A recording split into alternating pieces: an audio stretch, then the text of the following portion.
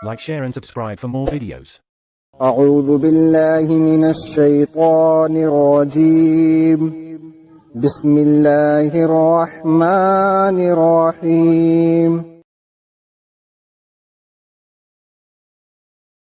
عالمگیر اور دائمی شریعت، یہ اس شریعت کے احکام اور قوانین کا ایک بہت ہی سرسری خلاصہ ہے جو محمد صلی اللہ علیہ وسلم کے ذریعے سے تمام دنیا کے لیے اور ہمیشہ کے لیے بھیجی گئی ہے. اس شریعت میں انسان اور انسان کے درمیان بجز عقیدے اور عمل کے کسی اور چیز کی بنا پر فرق نہیں کیا گیا ہے.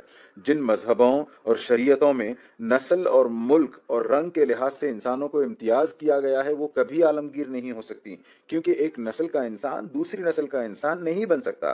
نہ ساری دنیا سمٹ کر ایک ملک میں سما سکتی ہے، نہ حبشی کی سیاہی اور نہ چینی کی زردی اور نہ فرنگی کی سفیدی کبھی بدل سکتی ہے. اس لیے اس قسم کے مذاہب اور قوانین لازمی طور پر ایک ہی قوم میں رہتے ہیں.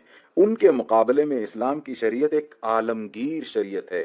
ہر شخص جو لا الہ الا اللہ محمد الرسول اللہ پر ایمان لائے وہ شریعت کی روح سے مسلمانوں کی قوم میں بالکل مساوی حقوق کے ساتھ داخل ہو سکتا ہے. یہاں نسل، زبان، ملک، وطن، رنگ، کسی چیز کا بھی کوئی امتیاز نہیں. پھر یہ شریعت ایک دائمی شریعت بھی ہے.